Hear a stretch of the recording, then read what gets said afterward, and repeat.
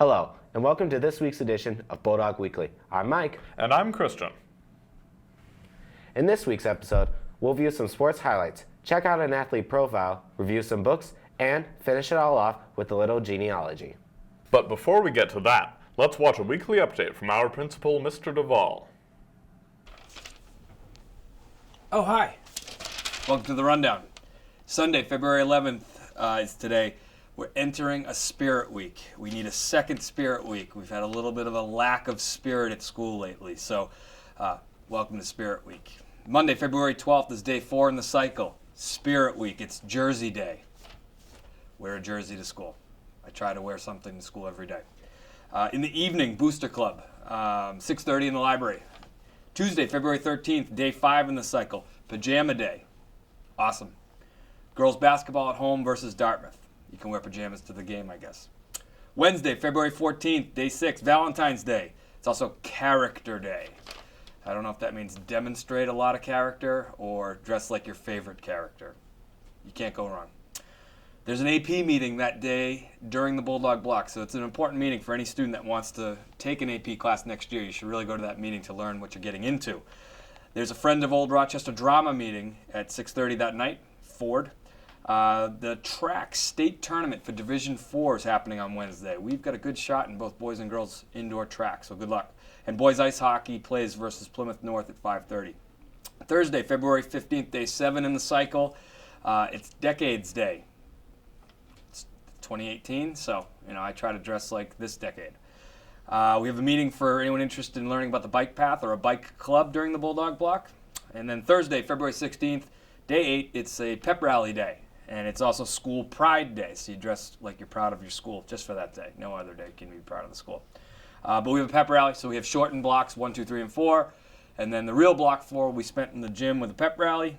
In the evening, there's boys basketball crossover game.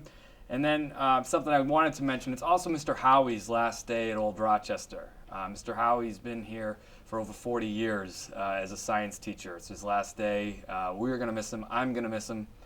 He's touched a lot of student lives over the years, and it's just not going to be the same without him. So we want to wish Mr. Howie the best. It's great that it corresponds with a pep rally, so maybe it's a Mr. Howie pep rally. Maybe he'll be the guest speaker. But and then after that's vacation. So I'll see everybody in a couple weeks. And go Bulldogs, have a lot of pride. We need it. Got it. Thank you, Mr. Devoll, for that informative update. Now, on to sports. This week we followed up with girls basketball and boys ice hockey in this week's edition of Sports Highlights.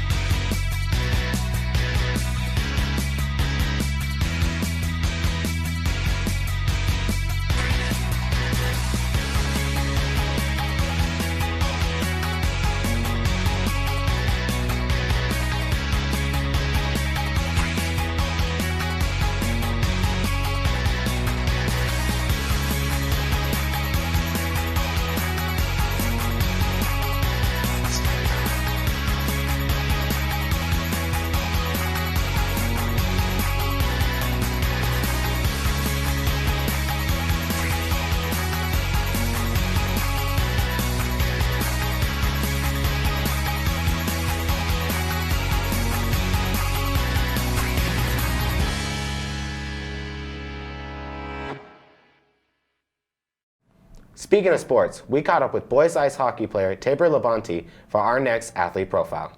Let's check it out.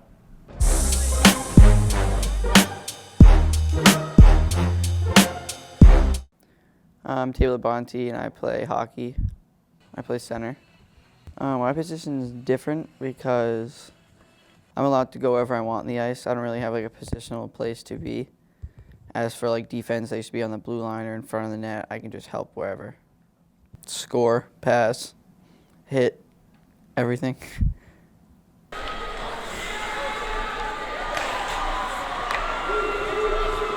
I would say start young. Don't start freshman year or something like that because it's just not going to work. I started playing hockey when I was 3 years old.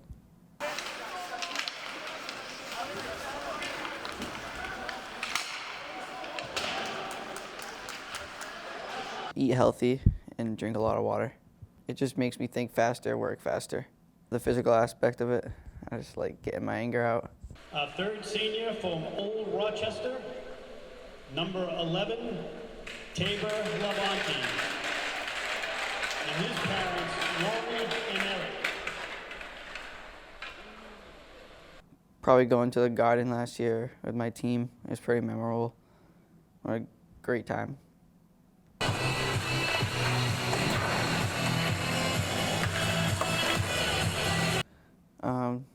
I'd like to say thank you, coaches, and thank you, fellow teammates.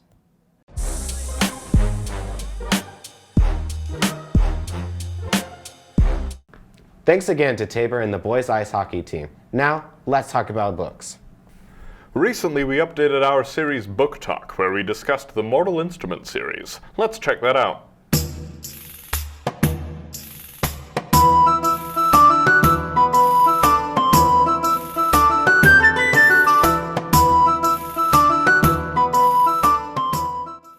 Welcome back to Book Talk with Olivia. I'm here with special guest Cody, and our book of the week, Mortal Instruments, City of Bones by Cassandra Clare. This book takes place in New York City. Right, and it surrounds characters Clary Frey and her best friend Simon, and a bunch of other characters like Jace and Alec and Isabel, like a whole cast of people. Yeah, but the thing that's most miraculous about them, you can say, is that they're in the supernatural world of angels and demons, and there's half-breeds of things.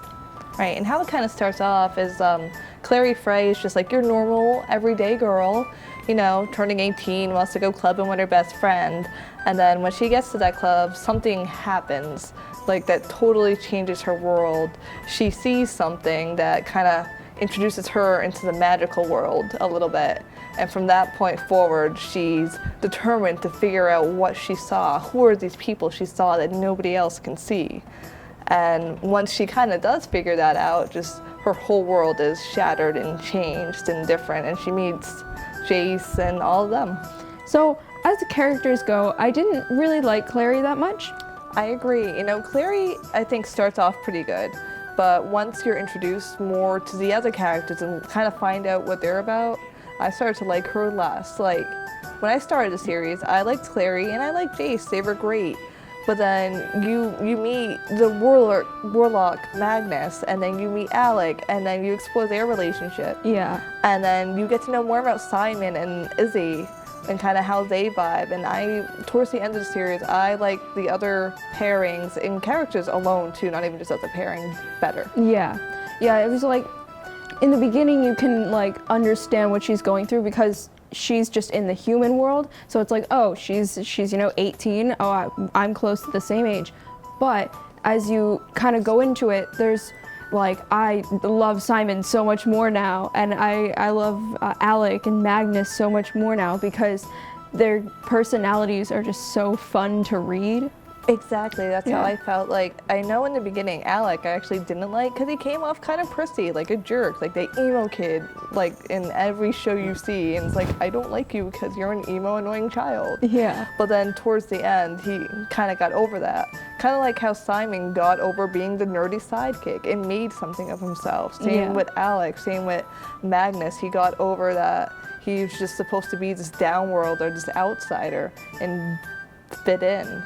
Yeah. Plus, like, Simon's hilarious. Can we like take a minute on that? Simon is hilarious. I agree. He has the best one-liners in the freaking series. But so does Alec and Magnus. So it's hard. And Jace can like compete on the sassiness levels. That's like the best part, I think, of the series is like the level of sass they have in towards each other. Yeah. But yet they're still friends, and it's great. Yeah. They can be jerks, but it's like funny. Yeah. Plus like there's just small things, small little like characteristics of the book itself and each character that no one would like pick up in real life, but like you read it and you love it. Like how Jace is afraid of rubber duckies. Yeah, like these little minuscule details that you wouldn't realize. Yeah. Yeah. So that's You know, another thing though I like about the books is the message, the undertone messages they have throughout the series. Yeah. Like I think a big one in like the first half was centered around Alec, and that, spoiler alert guys, turn off your volume if you don't want to hear us, but Alec is gay. Yeah. And it focuses not like in your face, but very subtly of him accepting that he is that way, that where he comes from it is not accepted, and trying to deal with it, and then meeting somebody who he does love, who is a man, and it's like, is it okay to have this relationship? Is it right? And struggling with that throughout the series. And then what I like about it, that it's like, it's not full-blown in your face kind of deal. It's very undertoned and subtle and here and there, and not like it doesn't take away from the plot. It actually adds to the plot. Yeah, it adds different shades, I feel. Like how in the beginning he has a crush on Jace, but like it's a big like no-no, especially with like Parabatai. Right, exactly. But like he learns that they just stand as brothers, and that it's okay to be who you are. Yep. So I think it's a really, like, that itself is a really beautiful message, but Clary learns how to be stronger and how to take on a world she's never been in, but is apparently a part of. Right, like coming from one place to another and adjusting to it. And Simon too, like he starts off like your typical nerd next door, like this total Dungeons and Dragons geeky dude, but you go on through the series and he'll always be a geek, but he becomes more of like the warrior type, more of the like fighting type that you would not expect him to be when you first meet him. He steps up. He's the one that faces things head on alone without people, and you would not expect him to do that. Yeah, I really enjoy this world because it brings you both to like the human world where there's things like going out to bars on your 18th birthday, or like having just friends or going to a school. But in like the shadow world, there's things like demons and angels, and it melds them both together to like a perfect middle. Right, it has like the normality basically of real world that people can relate to. Yeah. And this whole other secret world that we all totally wish existed, merging together as one, which is amazing. And I know there was like 2 other characters that we didn't quite touch upon. There were Maya and Luke and Jordan. Yeah. The kind of werewolves of the series. What I kind of liked about that too, it brings diversity into the series, because Maya is described as a darker skin-toned woman. Yeah. And I like how it's maybe like mentioned once, and then that is it. Yeah. Like it doesn't matter. It's like, this is who she is, this is her background, and she is pretty kick butt too. Yeah. Like she puts everybody to shame at some point. She's strong, she's independent, she can handle herself. And it also brings up the issues of abuse in a relationship, how to overcome that, how that affects somebody, and resolving that. That's like another great point the book makes, again, without putting it in your face. Yeah. And is relatable to somebody who's been there. Yeah, one of the things I like most about the book is that it takes like real problems today and it like describes them, but it doesn't take like the problems that we're exactly facing, and it kind of turns it into their own problems. Like there are like racism problems today, but it turns them into like there's problems between the fairy people, right, and problems between the shadow and hunters. the shadow hunters, and how downworlders are looked upon, and how that, and it even explains the history of it, of how they were looked upon, but how it's changed through history, but still some people still look down on them like they're lesser, just like it mirrors society today. Yeah. So on a scale from 1 to 10, how would you rate the book? I would probably definitely give it between a 9.5 and a 10. It's up there on my scale. Yeah, I'd give it a 9, a solid 9, because there were elements that were there, but I feel it could be stronger. I agree with that point. There were some elements that were kind of weak, but overall the storytelling, the way it's written is beautiful. The characters are very relatable and it's like very indulging. Like once you start, you cannot stop. You can't stop. And once you finish, like up to a certain point, it's like I need to know. And that's I think what I look forward to in a book is that when I end it, I want to read the next one. Yeah. So that's why I definitely give it between a 9 and a 10. Yeah, especially like there's some books that you just can't get into the beginning of. Like you might have started the series, but the beginning, the first couple chapters are just so grueling to get through. But it always starts off with something either exciting or funny, which just draws right off you the in. bat. Yeah. All right. Yeah. So I would recommend this book to teenagers now between like 15 and 19. I definitely agree. I know I started actually reading this maybe when I was at least 20, my early 20s, so even up until then. 'Cause Yeah. I actually know friends from high school, they started it when it first like kind of came out, which was maybe sophomore year, so about 16. And I recommended this actually to my best friend a few years ago. She was going through a hard time with her dad's passing, and it got her through, and she was hooked. And at that time, we were like 22. So definitely between 15 and early 20s. If you like fantasy, if you like drama, if you like different worldly stuff, this is definitely the book for you. Well, that was Book Reviews with Olivia. And Cody. I'll see you next time. For our next segment, we taped some of Mrs. Brunel's students during their genealogy presentations. Some of them even got back more than 4 generations. Let's watch the compilation.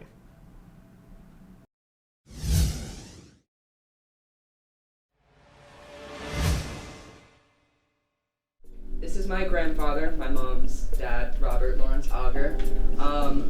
He was born on December 3rd, 1934 in Bayonne, New Jersey, to Gertrude Dorothy Bowling Auger and Harold Leon Auger.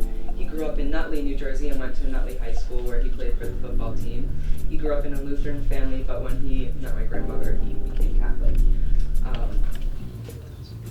So this is like my full, I thought this was really cool because you can kind of see my whole family like tree. So what's going to happen is I'm going to start with me, and I'm going to go to my mom, and then I'll go to my grandmother, and then I'm going to go through like the fathers in her family, because I decided to do her because she always said I would have loved my great-grandfather and my great-great-grandfather, but like I never actually like knew anything about them, and I thought it'd be super interesting to really look into them and see what their life was like, because I know my great grandfather came over on the boat from Italy, and I just thought that was so cool that he was like, he took the chance to come here and started doing it. So I found that on Ancestry, and I thought that was pretty cool. And that was somewhere that he worked. So he was born August 25th, 1904. In Dartmouth to Manuel and Teresa. He lived on 108 Adams Street in Fairhaven. So he lived in Fairhaven for a while with his siblings, Matthew and Richard. They attended school up until 8th grade, which was, I found wasn't uncommon, like to stop to do work. That's my grandmother over there. But far from her, She's in the back. she has no middle name. She was born on November 1st, 1938 to Agnes Sheenberg and Francis Joseph Berg in Jackson Heights, New York, which is in Queens. Soon after she was born, she moved to Garden City, New York, and then to North Arlington, New Jersey, then to Ridgewood, New Jersey. She actually grew up down the street from Frankie Valley. Alright guys. Oh, from Frankie Valley, really? Yeah, so she knows Frankie Valley. That's crazy. Not really anymore, but they were childhood. That's crazy. So this is my Nini. She was born in Cambridge in 1945. She was born December 29th, 1945. She was the 4th of 7 children, so she had a very large family. And she was actually the smack middle of all of them.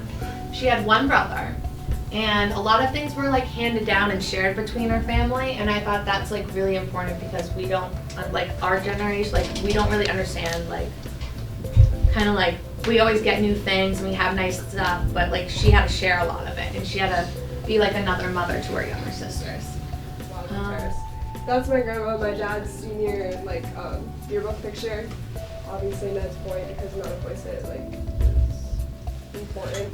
And that's my papa, my brother, and my dad. And then that's me. Manuel and Mary Frances were probably like the hardest thing for me because the wife, he ended up having 2 different wives within 2 years or so. So it was like really difficult for me to figure out which one was the real one or if they're both actually his wives. So there was a Teresa and a Mary, but the children are actually Mary's. No, Teresa is the mother of Matthew, Manuel, Carrie, and Mary, which was all the siblings. Yeah. So This is, She's so cute. I know, this is my great-grandmother, Agnes Sheehan. It's my grandmother's mom.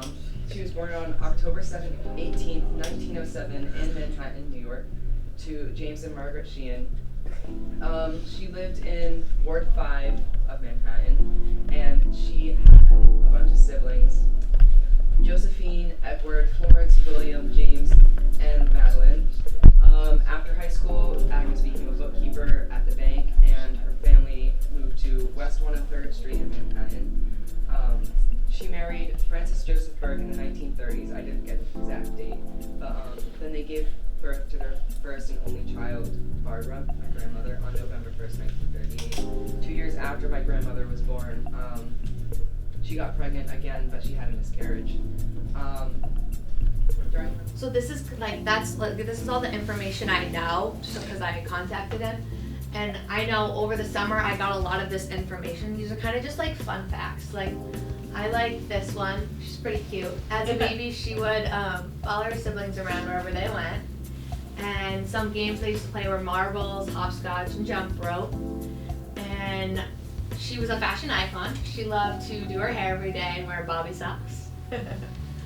So this is the last generation I could get to, and I only really got to their names, and then I got one federal census record, which is here, so I thought I'd add that in because that's the oldest one I could find.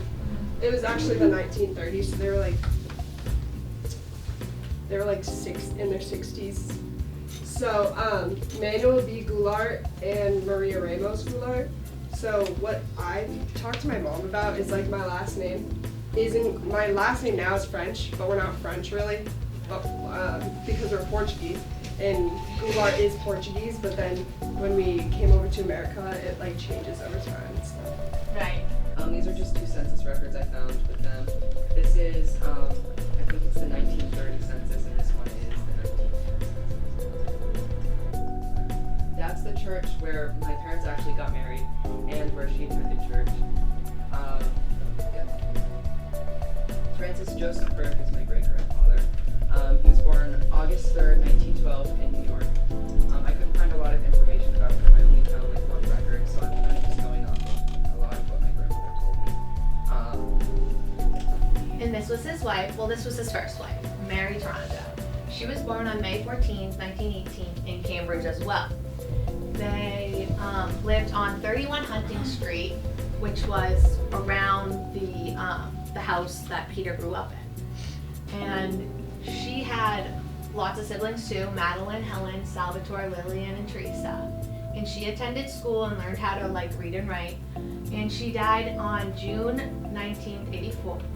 She died on June in 1984 in Wareham because of natural death at the age of 66.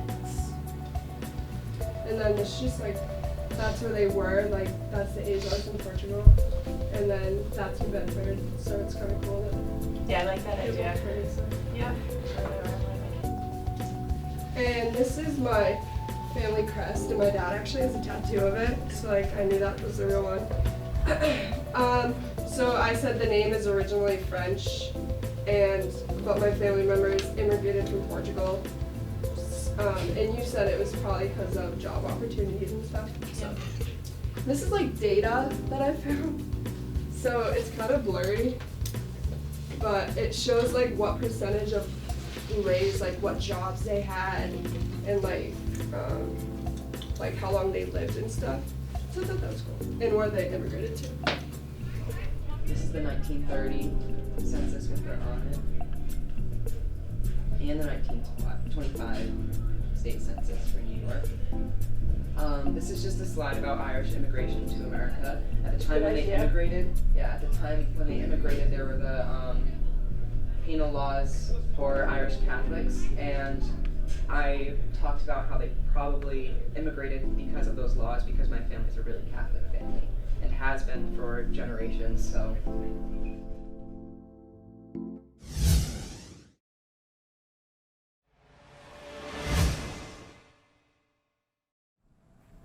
Teachers and students, if you would like to have something filmed and shown on Bulldog Weekly, let us know at the ORC TV station. Be sure to check out our channels on YouTube and Vimeo for everything we film here at ORC TV. We cover sports games, concerts, musical artists, and so much more. Well, that wraps up this week's episode. Until next time, I'm Mike. And I'm Christian. And this is Bulldog Weekly.